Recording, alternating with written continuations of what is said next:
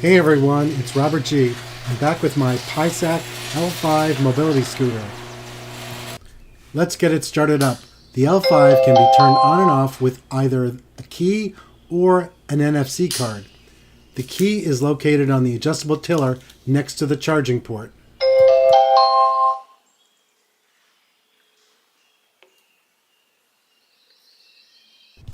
The dashboard and controls on the L5 are intuitive and more like a modern automobile than a traditional mobility scooter. The controls for the turn signal are on the left side, while the headlight and horn are located on the right side. You get a super bright taillight. This is important if you're riding outside. You want to make sure anyone in a car or other vehicle can see you. Paiseec also includes turn signals. I've never seen this before in a mobility scooter, but it's a nice touch and they're also very bright. Turning the scooter around, here is the LED headlight. The turning radius is not bad. Just make sure you slow down when taking tight turns. I'm in speed level 1 for this clip.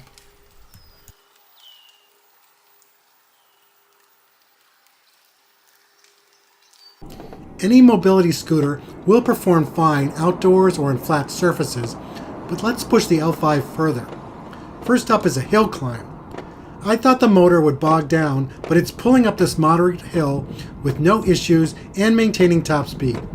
If you hear a clomping sound in the audio, it's just the wheels going over the sidewalk cracks. Now I will take the Paiseec L5 mobility scooter over grass, packed dirt, and crushed stone.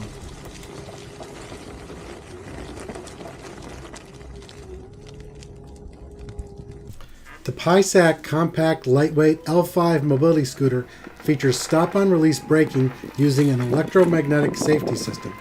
It can really stop on a dime, but leave a little extra time and space if you're traveling on the highest speed setting. Braking in 3, 2, 1, go. So far, I have found the L5 to be a high-quality mobility scooter. I love that it's lightweight and everyone seems to love the blue color and want to take it for a spin. I've been testing mobility scooters for a while now, and Paiseec has done a great job bringing a high-tech scooter to the public at a reasonable price point. Thank you for watching. Stay tuned for more content with the L5.